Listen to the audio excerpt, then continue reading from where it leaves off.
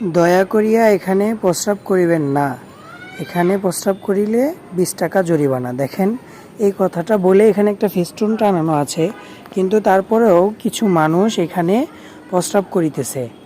আসলে আমরা কবে সচেতন হব এবং কবে মানুষ হব আমরা নিজেরাও বলতে পারি না।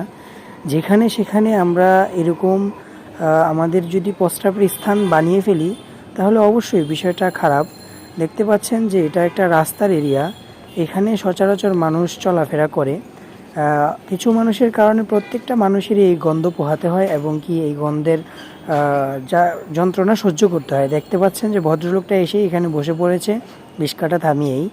আসলে আমরা এই সমাজটাকে পরিষ্কার পরিচ্ছন্ন যদি না রাখি, তাহলে এই সমাজটা কিন্তু এক সময়ে একটা আবর্জনা এবং ডাস্টবিনে পরিণত হবে। তাই আসুন আমরা নিজেরা সচেতন হই এবং অন্যকে সচেতন করি। আমাদের ওয়ান স্টেপ বেটারের পক্ষ থেকে আপনাদের সবাইকে ধন্যবাদ ভিডিওটি দেখার জন্য। অবশ্যই আমাদের পেজের পাশেই থাকবেন আর অবশ্যই ভিডিওটি শেয়ার করতে ভুলবেন না।